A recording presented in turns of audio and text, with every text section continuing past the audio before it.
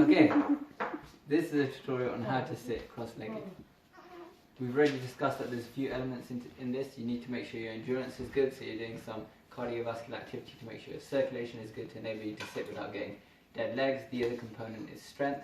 Strength in the back, strength in the hips and the legs is also very important. And the last component is flexibility, and that's flexibility in the hips, knees, ankles and lower back in order to enable you to maintain this position. If you ignore one of those elements, you will still struggle to sit for long periods of time. The last element is about training.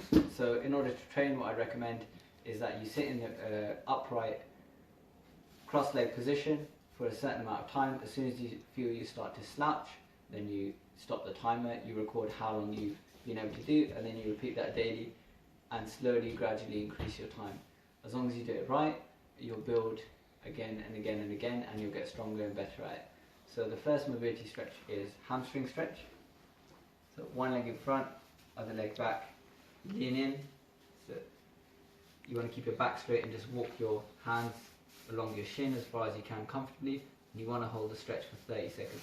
That's as long as you need. The research for 21 to 35-year-olds finds that 30-second stretch is the optimum amount of time. We don't need longer or less. Next you can do pike, which is again a hamstring stretch, but it works different fibers of the hamstrings. 30-second stretch again. The next one is for quadriceps.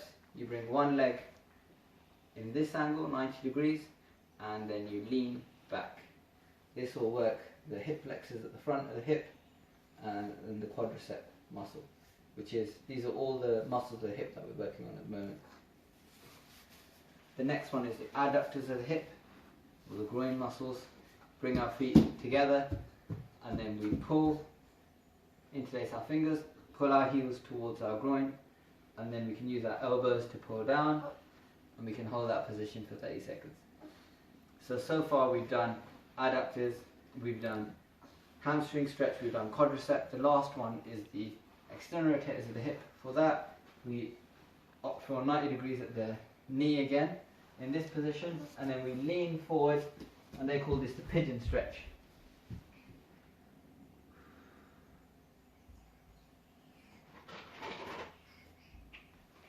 Again, we hold that position for 90 seconds, 30 seconds.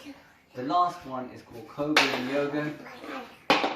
We get into this type of position, it's for the lower back, and then we push off as if we're doing a press up, and then just breathe. Relax into that position. If you've been sitting for a long time, it's also very useful to offload the back, and to do that you can just lie in corpse position, which is on the floor, palms back facing up, shoulder blades down, and just take deep breaths, offload the spine, offload the discs, and that will help you slowly increase your time and comfort in sitting cross-legged.